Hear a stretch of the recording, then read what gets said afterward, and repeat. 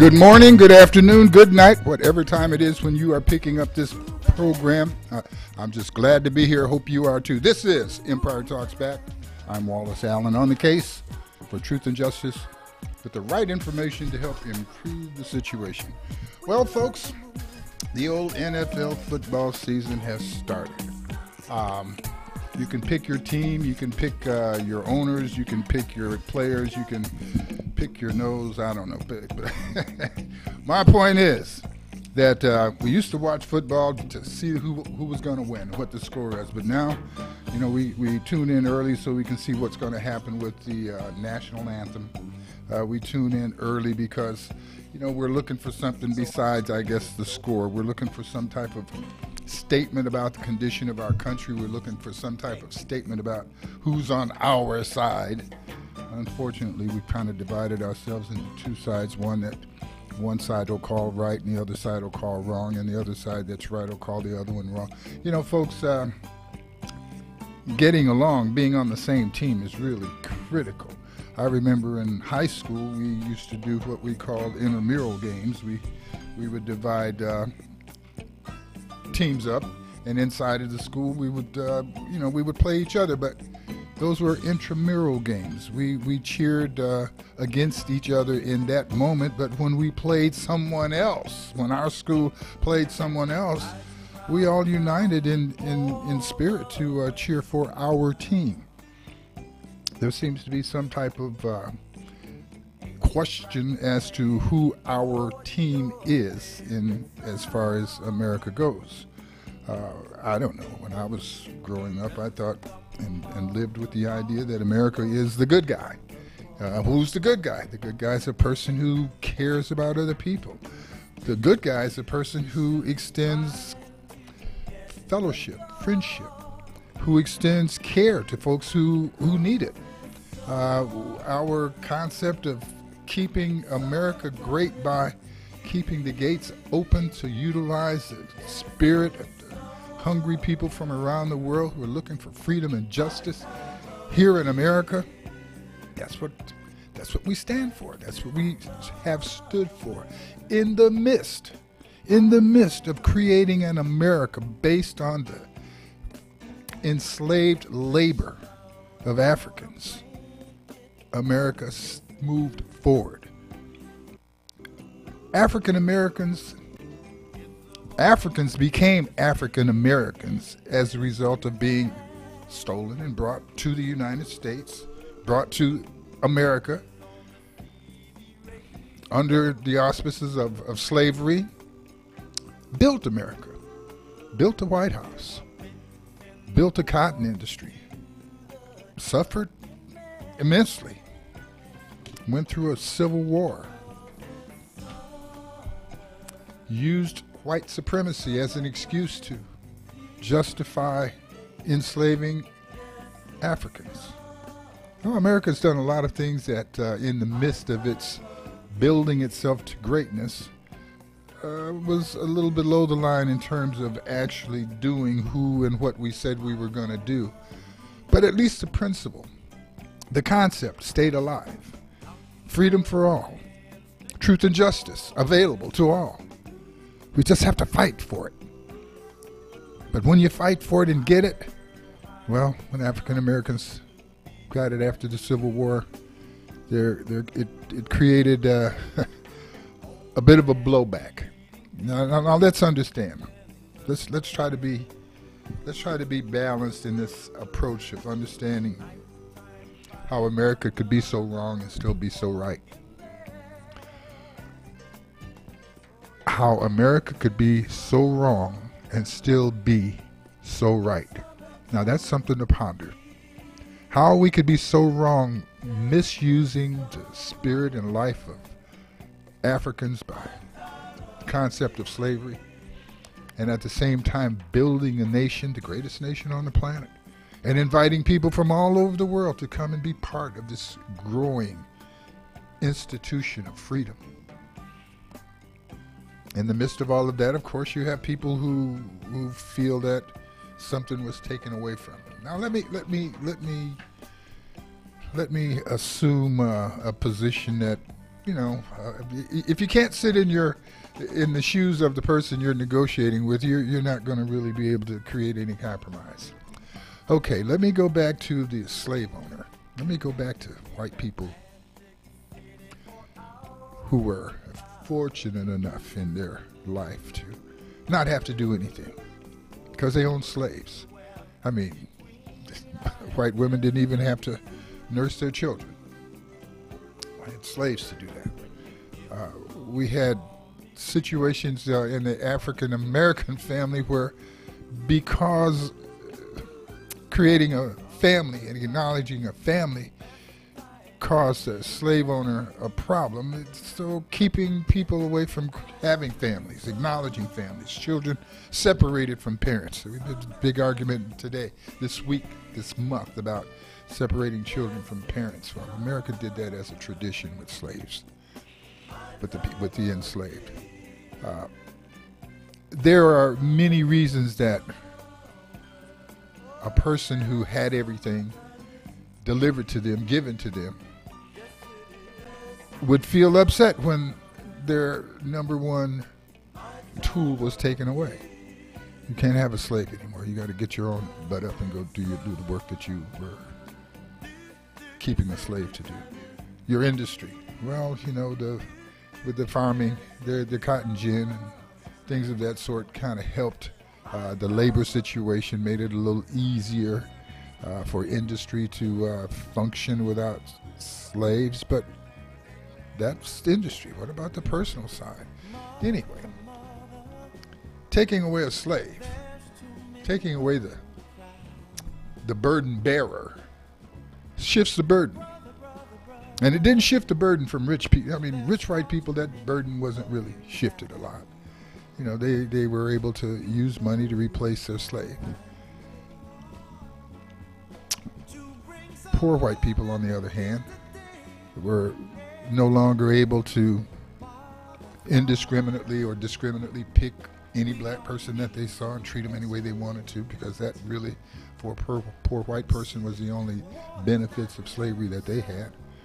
They didn't have slaves, and many times they were not able to be employed because the slave had the position. But at least they were white, and they could, stop any black person that they wanted to and brutalize them at any point that they wanted to. Kind of, I don't know, to say that you missed that. Yeah. But there is a divide. There is a divide because you start balancing things out. You take something away from one and you hand it to the other, and unfortunately sometimes when you're taking it away from one to provide it to another, you're not taking it away from the one who had too much and providing it to someone who had none. In many cases, as we balanced black and white situation, we were taking away from a poor white person and providing it to a poor black person. Now, that's not the way it was speculated to be, because he wanted to balance it out. He wanted the richness to be able to be divided up, and, rich plantation owners and the rich South. How do we spread that wealth? We ended up making poor white people poorer, and rich white people move to the north, follow their money, keep up with their money. So we've created this tension, this ism between people who don't have anything, and we've divided them up based on the color of their skin. People who've got resources, who had resources prior to slavery, still had resources after slavery. Institutions were created that benefited from slavery. Banks, insurance companies, construction companies. So we find ourselves now in a situation where we still got very, very, very, very rich people and gobs of very, very, very poor people.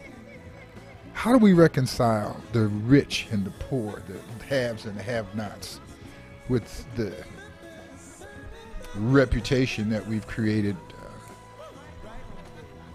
suggesting that white people are superior, black people are inferior, suggesting that even today, as we look at black people who've got a lot of money, and we look at white people who have none, and we can't balance that out. We can't quite figure out how to do that. We've got these rich athletes, that should be so grateful for the fact that they are rich athletes, wealthy in America, despite the color of their skin. Listen, we're going to take a short break. This is Empire Talks Back. I'm Wallace Allen, and we are talking about the issue of the day. How do we get along despite the isms that the world is throwing between us? How do we get along as a nation, as a people, when our president stands up and throws darts to be sure that we're divided, throws darts to be sure that we don't come together in truth? Folks, we got to figure it out. We're going to keep talking about it right after this break. Matter of fact, if you'd like to call in and express yourself, I invite you to do that. 909-792-5222. 909-792-5222. Call in, express yourself. We'll be back right after this break.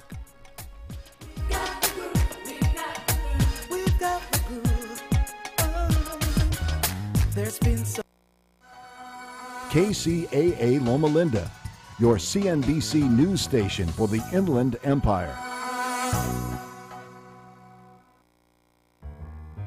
Publish your legal notice in West Side Story newspaper. For the best service and the best rates, call 909-384-8131. Publishing legal notices in the city and county of San Bernardino since 1990. West Side Story provides friendly expert service.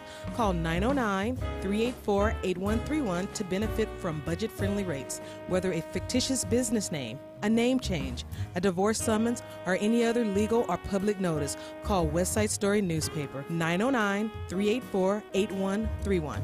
909-384-8131. That's 909-384-8131. Covered California knows that one moment can change your life. That moment you say I do. That moment you meet your baby for the first time. Or even that moment you lose your job and your health insurance along with it. For those times when life changes, we've got you covered. Covered California lets you choose from brand name health plans, and you may even get help paying for it. Your enrollment period is limited, so find out if you qualify by getting free expert help at coveredca.com today. Covered California. It's more than just health care. It's life care. If you're looking for a full or part-time sales position and you have radio, TV, or print media experience, KCAA has a great opportunity waiting for you that pays the highest commissions in the market. KCAA is the only station in the IE that broadcasts on 3 frequencies, so advertisers receive 3 ads for 1 low rate. This makes KCAA a must-buy for every local business. If you're interested in a sales position with us, email ceo@kcaaradio.com. You're listening to KCAA, your good neighbor along the way.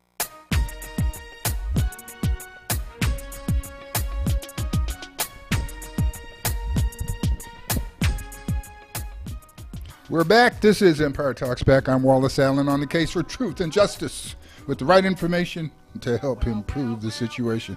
We're talking before the break about our issue here in America, our split down the middle. Where we either like people or we like business. Where we're either concerned about the welfare of people or we're concerned about the welfare of our businesses. Now, America is a capitalist nation. That means we are here to make $1 out of 15 cents. That does mean we have an obligation and a desire to make more today than we had yesterday. Unfortunately, some of us have lost our creativity. Some of us have lost the ability to come up with something that benefits us all as we create and call ourselves capitalists. We don't have to take away from someone else in order to build things up for ourselves. That's the point of making $1 out of 15 cents, not 15 cents out of $1. Sometimes that's what it ends up being. We take all of the people's energy and we move it toward one entity. Listen, we have created some real rich people who are not producing anything. They had a great idea. They set the idea in motion, but they're not doing the work. But they're reaping all of the benefits, the bulk of the benefits. We've got corporate heads, corporate leadership who are expressing their leadership by making 500, 600 times the amount of money that their workers are making. It's not fair. I don't care how you look at it. It's not fair. When we start looking at the fact that, hey, how about educating everybody? Free education for everybody. Some people say, well, no, that's not fair, but wait a minute. Who wants to be subject to the leadership of someone who is not educated? Who wants to have someone drive the bus that doesn't know how to drive the bus? All of us benefit by the education that not only we have, but the education of the rest of the folks around us. The society, our society benefits from the intelligence that we create when we educate people. Now, during slavery, it was against the law to teach a black person to read. Allow a black person to read. Now, I point that out because obviously that's a selfless and selfish thing for society to do, to keep a large portion of its self uneducated, incapable of reading and writing and arithmetic, those elements that give us something to count on as facts, the basis to move forward. How could you not want to have an educated society? Well, it costs too much money. Well, wait a minute. If we decide that we, the nation of America, decide that we feel threatened by anything and anybody coming together, coming up with the money to create war or to defend ourselves physically with instruments of destruction, we don't have a problem. No problem getting that money. But to talk about feeding the hungry, to talk about housing the homeless, to talk about ensuring people's health, listen, we are our tools for society's growth. We, the people, are the tools that we need to use to go forward. So we need the people to be educated. We need the people to be healthy. We need the people to have shelter. Now, with that, we've got a creative mind that's not under the stress of survival. We've got a creative workforce that can get up and go to work because they're strong enough, healthy enough, and incentivized enough. You want to get super rich? You can't need your need for getting super rich is not based on keeping other people super poor. It's that simple. We don't have to play winner take all. Now let me give you a thought. Let's say we're farmers. Say we're potato farmers. And we look into the horizon and we see the rain's coming. And we know that we've got 1 day, 2 days to pick all the potatoes. If we don't, the rains are going to come and they're going to rot the potatoes. So what do? Maybe we form a force and we all go out and pick as many potatoes as we can so that we'll have a good crop that we can use to sell. Doesn't mean that because Billy went out and picked out 1,000 potatoes and Fred was only able to pick up 10, that Billy's going to keep the 1,000 and Fred's going to be left with only the 10. No, we're working together. You're doing a harvest. Everybody benefits by getting all of those potatoes up out of the ground. And everybody benefits from having a successful harvest. Everybody didn't participate at the same level, but everybody is going to benefit to some extent. Now, somebody will come and tell you, say, well, we're a capitalist country. That's socialism, that's communism. Listen, we've got the President of the United States buddying up with Russia, who is the #1 communist country on the planet. When it's convenient, we're able to ignore barriers and borders. we should make it convenient to do that. I'm not saying that there's anything wrong with getting along with Russia. But I think there's something wrong with getting along with Russia if it's based on keeping Americans separated from each other, getting Americans to not get along with each other. Oh, we're going to go get along with Russia, but I tell you what, they're going to throw a hand grenade over there in the meeting, the love meeting between, those Baptists and Methodists and Catholics and Jews and Buddhists and Muslims. I don't want them getting along, but I want to get along with the Russians. Me and my boy Val. Well, folks, there are so many reasons for us to get along, and there's so many opportunities for us to argue. I can understand why we argue. It used to be fun. I remember as a child we would set up arguments, fake arguments between each other, just to see who had the sharpest tongue. But didn't mean we didn't love each other. We talked about each other's mother in a terrible way. But we didn't even know each other's mother in many cases, and the conversation we were having was basically a joke, a theatrical presentation. Sometimes people got upset and took it serious, but we never let that stop us or take it too far. I remember a few times guys got upset, but they weren't upset because you talked bad about their mama. They were upset because you talked worse about their mama than they could talk about yours. So the contest wasn't about your mama. It was about what you could say about someone's mama. And it didn't go any deeper than that. Now we go for the throat. We go for the blood. We really mean it when we say there's no difference between Nazis and folks who are fighting for their freedom. We say, they're both wrong. They're both causing a problem. No, that's divisive. I mean, we've got to agree as to what's right and what's wrong. That's why I say if it's between business and people, we need to make a decision. We need to understand that the purpose of business is to drive an economy so that we can do what? Take care of society. It's not to drive an economy so we can destroy elements of society, keep some people down and allow some people to go up. It's not necessary. Folks, I understand the difference between starting something up, breaking inertia. In physics, that's the hardest thing to do is break inertia, get started. If you're a writer, the first words are hard to do. Every task that you have, getting started once you get started, it helps. It's something that you can do. Breaking inertia says, let's get started. Capitalism is breaking inertia. It's like first gear. It's very inefficient. You have to make $1 out of 15 cents. Not an efficient move. Hard to do. But boy, once you start and you get going and you get moving and things start happening and the society is working and the business is moving, wow, we can kind of relax. We don't grind as hard.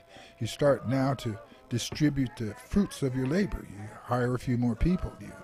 You create a few more services. You allow second gear to take place.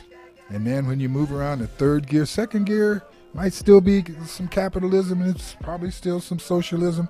But third gear is basically socialism. This is where we want to be sure that all of the workers are taken care of. All of the workers have enough money to go buy and be good consumers. All of the workers are healthy enough to show up at work on time. Oh man, now we're rolling. We've built roads that we all can use. We've got utilities that make everybody's life a little bit better. Utilities, should they be the thing that costs us money, or are they the things that work for us? Should we have toll roads, or should we use the roads to get to work? I don't know, folks.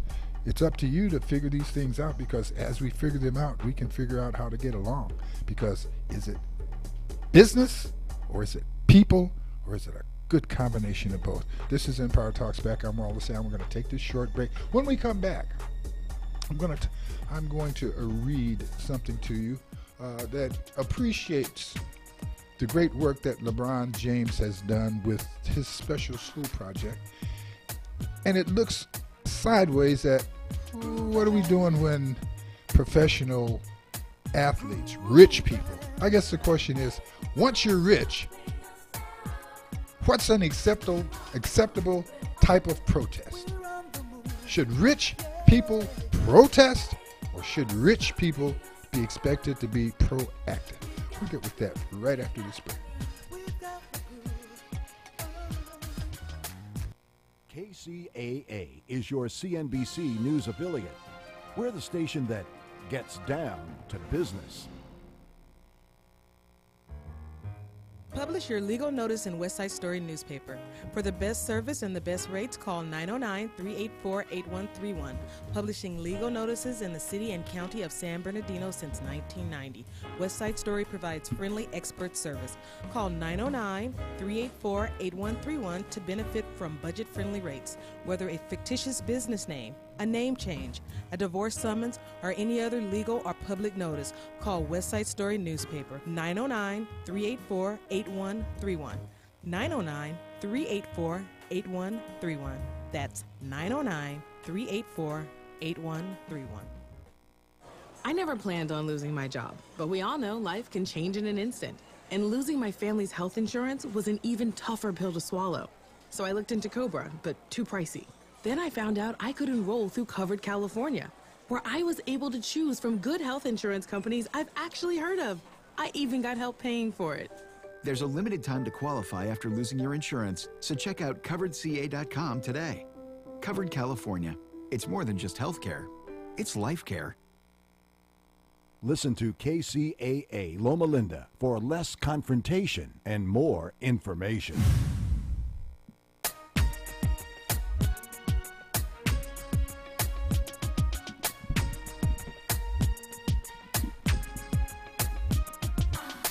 I'm back. This is Empire Talks Back. I'm Wallace Allen. We're talking about balance. We're talking about fairness. We're talking about why is America great. We're talking about why is America not great. We're talking about rich people. We're talking about poor people. We're talking about the balancing act here. What goes on? How did you get rich? Well, you got rich because I'm your fan. You got rich because I bought your product. You got rich because I didn't go out and stand in the middle of the street and stop people from getting to your business. You didn't get rich by yourself. You didn't get rich because you're super smart. You didn't get rich because you've got the greatest work ethic and work 24/7. You got rich because society cooperated with you to some extent. And as a society, we have expectations about what you do with your wealth, with your richness. We have a right to expect that just because you're rich and wealthy, you're not going to, let's see, what is it that we expect that you should do? Well, do we expect that rich athletes should protest by not standing up or saluting the national anthem? Wow, that's a big impact. That's a great visual. That says, hey, you guys, we are identifying with the fact that our police have been acting really out of control and have been shooting black men apparently at will and getting away with it. No one has gone to jail for doing that as a policeman. Check it out. That's the argument that the NFL players have. That police were killing black men and having no repercussion. And they protested by not standing up for the national anthem, expressing the freedom that was earned by so many black and non-black lives fighting for America, building America. Yeah, you can say they got a right. You can say they don't have a right. It's always convenient, to take your side. There's plenty of reasons to say that why they shouldn't do it. There's tremendous reasons to say that they do have the right to do it. My issue is, how effective is the protest? I want to read something to you. It has to do with Mr. King LeBron James, and the fact that he created a school project back in Akron, Ohio that basically tells the students that if you attend school, and attending school means I'm paying for your books, I'm paying for your lunch, I'm paying for your breakfast, I even pay for dinner if you hang around that long. I'll help your parents with their financial issues. I'll help them get better jobs. I'll help them get their education. And if you do well, I will guarantee that you go to college. That's what LeBron basically did. Now, he didn't do it in protest. He did it as a proactive statement. He did it sharing, giving back. Not a bad idea. Now, based on that thought, based on that eruption in my brain that took place when it was revealed to me what LeBron was doing, I said, oh my goodness, why haven't, well, I know why I haven't done it. I don't have the money. Why haven't I? Well, I heard about a school teacher in Chicago who didn't have the money either. But somehow she used the money that she had and made a guarantee very much similar, probably an inspiration to LeBron. So, when I heard that, I said, I wrote something down. The headline is LeBron's Promise School Project demonstrates how rich folk should protest. LeBron James's gift to the children of Akron, Ohio is a template for what wealthy folk can do to help America benefit from the potential that is unlocked when our children are supported in their quest for excellence. Educating children in grade school and guaranteeing their college tuition is really a gift to America. It also lifts our vision beyond the typical distractions that haunt Black Americans and empowers our children with education and hero images that look like them. I encourage other affluent people who are concerned with America's mistreatment of the Black descendants of the enslaved Africans who built the wealth of America. Encourage those wealthy people to replace protest with proactivism. I have supported the NFL players kneeling in protest of police shooting of Black people and would support the protests now were it not for King James's royal proclamation and commitment. His action has set a new standard for activism by prosperous, wealthy people.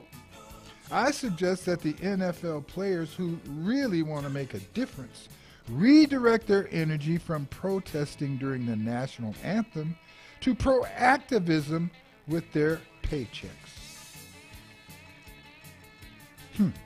Redirect their energy from protesting during the national anthem to pro-action with their paychecks. Affluent Black men dedicating money towards educating our less fortunate will make a powerful impact. Affluent Black men supporting businesses that create job opportunities for our disenfranchised will make a powerful impact. Kneeling has made a powerful noise that has not only been compromised by haters, but also threatens the income of those who choose to kneel in protest. I suggest that we encourage our concerned NFL players to protect their source of income by rejecting protest and to demonstrate pro-action by investing in strengthening the Black family and community. Stay woke. Folks, LeBron's action was amazing. I don't know, did you ever think of doing that? I suppose many of you are making contributions to our less fortunate, which is actually a contribution to the development and maintenance of America's greatness. Those who are the least served tend to be the most motivated when given an opportunity. That's what we need to be doing, folks. I think we should be encouraging and giving people who have resources some inspiration, some ideas of what they can do to really help. That's what we need to do. We need to help each other, and we need to do it in a way that is not condescending. We need to do it in a way that is invigorating, something that makes us all feel woke and involved. How do we do that? I don't know. If you've got an idea, give me a call, 909-792-5222. If you're just being inspired by my conversation, I welcome that too. I hope I can say something that'll make you decide to be a little bit bigger in terms of how you look at things. One of the ways that we are going to have to do that is by listening to people whose conversation is totally opposite of what we want to hear. I've got to be able to sit down and listen to someone tell me that they don't understand why black folk feel so discriminated against. They don't understand why black folks, they don't understand black folk. Some people like me wonder, why has America required black people to create second line institutions like the Elks? Why is the Elks Club something that the black folks had to create an Elks Club for? Why is there black American legions, black American legions? Why? American Legion should be open for everybody. There should only be a one American Legion. Why does there have to be a National Association for the Advancement of Colored People? Well, I guess because there's some quiet National Association for the disadvancement of black people. Folks, we have created an argument amongst ourselves that is just, listen, you go to a family reunion, a black folks family reunion, you will see the world.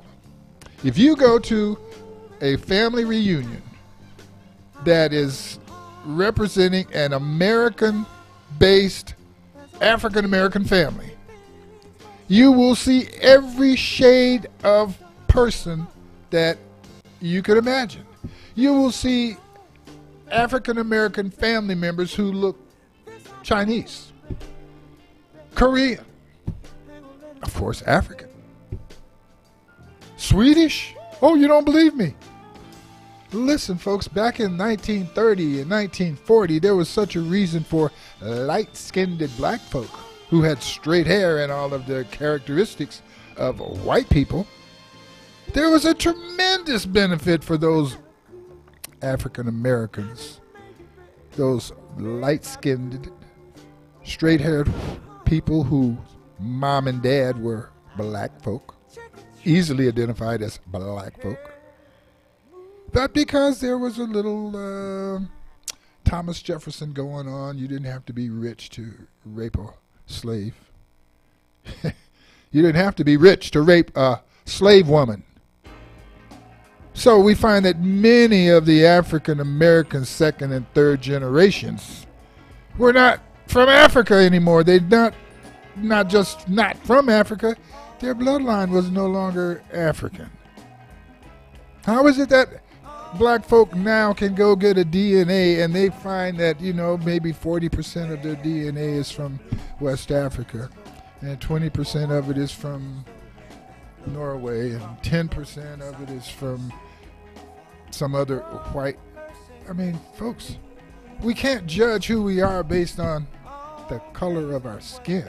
We can't even judge who we are based on the DNA. We are so mixed with each other, and yet we try to separate each other based on what we look like. Why don't we just try to separate each other based on what we think we're thinking? That's just as false. I can look at you and say, well, I don't like what he's thinking, or I don't like what I think he's thinking, which is probably nowhere near what he's thinking, but gives me an excuse. And that's what we're looking for half the time, folks, is an excuse to not share, an excuse to not give of ourselves to a situation that we can make better. We're going to take this short break, and we're going to come back, and we're going to really talk about what we can do.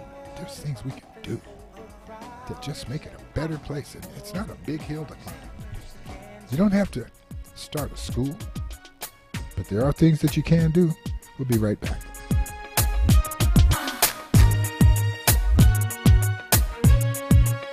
KCAA, where every day is a great day. Publish your legal notice in West Side Story newspaper. For the best service and the best rates, call 909-384-8131. Publishing legal notices in the city and county of San Bernardino since 1990. West Side Story provides friendly expert service. Call 909-384-8131 to benefit from budget-friendly rates.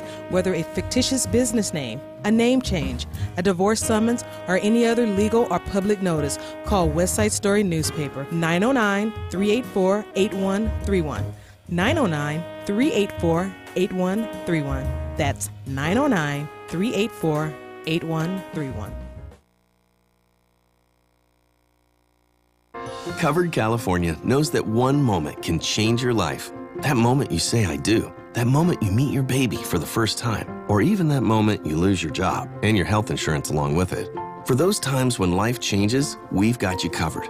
Covered California lets you choose from brand name health plans, and you may even get help paying for it. Your enrollment period is limited, so find out if you qualify by getting free expert help at coveredca.com today. Covered California. It's more than just health care. It's life care.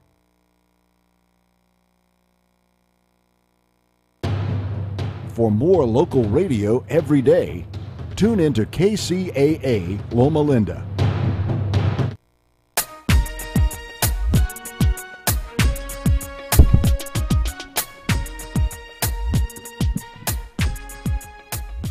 Alrighty, this is Empire Talks Back. I'm Wallace Allen. We're at that point, folks. We're at that point where we're either going to make it better or we're going to make it worse. I choose to try to make it better. I may not be making it better. I may be bringing you too close to the edge by making you look at a truth, making you look at your motivation, making you look at your opportunities to help, making you look at the times you have refused to step up. For whatever excuse, for whatever reason, I'm in a hurry. I got to get there. I can't stop now. Oh, I only have a 20. I can't get. Come on, folks. There's things we can do to help each other, help this situation. We know it's not right. We know in our hearts that it is not right what's going on now. We've got people who've got everything. They've got so much money, they don't know what to do with it. I understand that our president had to have a solid gold toilet seat. Probably using solid gold toilet paper. Now that means he probably buys new underwear every day. I don't know. What I am saying is that there are things that we could regard that people do every day as a waste of time and a waste of money. No, you don't have to be rich to be wasting your time. You don't have to be rich to ignore how you can help someone else. You can do so many things to make the world a better place.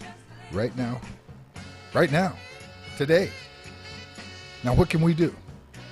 Well, I don't expect you to go build a school. I don't expect you to do what LeBron has done. Nor do I expect you to stand in the middle of the street and holler and scream and just say the world ain't right and I'm protesting. Whatever we do, we should do with the idea and a design for it to be effective in changing and making someone's life better. I can use the word adopt and give you a series of things that you can adopt. But actually I'm saying adopt, but I mean adapt. I mean change. I mean do something different that is going to make the world a better place. Well, what do I have to do? I tell you what, go out with a paper or plastic bag and just fill it up with trash. Fill it up with paper that's on the street. You probably can start in your yard. Nothing wrong with starting in your neighbor's yard. Nothing wrong with just walking down the street as you do your walk.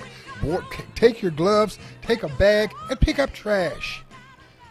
You don't even have to talk to people. You don't have to risk getting an opinion that you don't agree with, other than the fact that I don't agree with paper in the street and I'm going to pick that up. And nobody's going to get mad at me. Well, you might get lucky and find a $100 bill. I found $100 once. Funny thing. After I found the $100 bill, I kept walking, looking at the ground. I probably missed a bunch of sunsets because of finding one $100 bill stuck off in the grass somewhere that I wasn't really looking for. Clean up. That's something you can do. You can adopt a school. Now, how do you adopt a school? You can go pick up trash at the school. How do you adopt a school? You can go ask the principal if there's anything you can do to volunteer to help. How do you adopt a school? You could go to the school district and ask, is there a way for you to help? You should be able to go visit the school and help the school. You could buy some paper and give it to the school. You could buy some pencils and pens and give it to the school. We're seeing at the beginning of the school year now, so many people are being saluted and congratulated because they're doing what? They're going out and they're giving away backpacks. Oh, so many politicians are getting credit for giving away backpacks. But you know what? It's helpful. Kids need the backpacks. Not that it's a good idea to be carrying 20, 30 pounds of books around. But backpacks are important. School supplies are important. Parent can spend a couple $100 on school supplies and still not have everything. You can help. If you're going to help people get educated, you are helping America. You're helping the world. You help a young person learn how to read. You're not just helping that person, you're helping yourself. That person may be the one who ends up being able to read your prescription for you later on when you can't. Oh, I've been in the store and not had my reading glasses. And I've had to ask somebody, hey, can you read that price for me? And I've been fortunate enough to find people who not only could read, but were willing to read for me. That's what happens for you folks when we create for ourselves by doing for other people. When you help someone else, you're not just helping them, you're helping your future. Adopt a school. Adopt a family. Adopt a family down the street. There's someone, listen, there is a way to help. And there's a way for you to help without over-obligating or inconveniencing yourself. Adopt a block. Tell you what, we don't like what's going on with the police and our black men, then we need to go down to the police station and feed these guys. We need to invite them over to, oh, wait a minute, Wallace. I don't know if I want the police coming by my house. I'll tell you what, you want the police coming by your house if somebody just broke in your house. You want the police coming by your house if there's somebody in your yard threatening you. So why not get the police used to having some kind of relationship with you so that when they do come, if they do come, they're not coming into what they consider some foreign enemy territory. Invite the police over. Have a block party. Invite the police. Show them that you understand that they work for you and that you're willing to give them a little bonus every now and then based on them acting correctly, being correct in your neighborhood. Take ownership. You know, these little so-called gangsters claim the neighborhood. Man, I wouldn't have a problem with them claiming the neighborhood if they would clean it up. Cut the grass for the old people who can't cut the grass. Don't let the vacant lots wait for the absentee landlord or landowner to come clean it up. It's your neighborhood. Clean it up. That's how we do things. That's how we can do things. Stick your nose in other folks' business in a helpful way. You hear someone has lost someone, you take them some flowers. Someone's sick, give them a call. Stop by. In this tremendous hot pattern that we've going now, it's a great excuse to go knock on somebody's door and say, hey, I've been your neighbor for a while, and I never came over, but in this temperature the way it is, I just thought I should come over and check on you. Be sure that you know how to get in touch with me and let you know that if you need any help, I'm willing to provide it. If you need a ride, if you need to cool down, my air's working. If you need to just come over and hang out, that's fine. If you want to go to the library, that's fine. I'll help you get a ride. But there's a way to help people. You see somebody standing on the corner asking for help. I can use the word begging. But the only reason they're begging is because you're refusing to help. The only reason they've got to be so persistent about asking is because you've been so persistent about refusing. Come on, guys. We know what to do. We know that feeling when our heart tells us that we're doing the right thing and when we didn't do the right thing. I made a very bad mistake last week. Said something to a good friend of mine that hurt their heart. I had a feeling that it hurt their heart. We had a talk later in the day, and they let me know. And I knew it. And there's no apology that I could give that's deep enough that takes away the pain I feel for having hurt my friend. Don't put yourself in that position. Help. Just help. You know how to do it. It's not easy, but it's recognizable. You know when you are helping, and you've got a good idea when you're not. Folks, the tendency is to talk to people who agree with you, to hang out with folks who like the same things that you do, and what that ultimately does is put you in a position of where you are now making judgments about the people who don't like what you like, who don't want to laugh at the things that you think are funny, who are upset by the things that you think are beneficial. Now, who's upset about everybody getting health care? I don't know. If it's free health care, maybe the people who are getting paid to provide health care now have a reason or to be upset with the thought of free health care. Maybe the people that who for some reason felt that keeping only a certain segment educated, I want my child to be in a position to be in charge and have things going their way. Maybe if I educate my child and keep your child from getting educated, come on, doesn't that sound stupid? I mean, but that's how we are sometimes. It's my kid. Well, sure you do. But all of the children are yours because all of the children have the opportunity to make your world a better place or a worse place. Your kindness opens doors that you have no idea that even exist. You being kind to one person today can give them the reason and desire to be kind to someone else tomorrow. That circle has you in it. It has people that you care about in it. So you want to do things that are going to be beneficial. Listen, I appreciate the fact that you sat here in your car or at your radio, or that you're sitting at your computer later and listening to what I've got to say. I'd like to hear what you've got to say, and next week maybe we'll have an opportunity to do that. But I also appreciate the fact that I know you've had the opportunity to call and that you've chosen to listen. That's impressive to me. I hope that I've said something that arouses you. We will be back next week under two circumstances. One, the good Lord's willing. Two, if the creek don't rise. God bless you. Thank you for listening.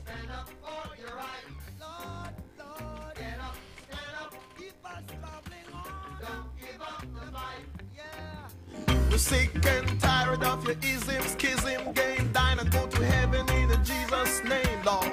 We know when we on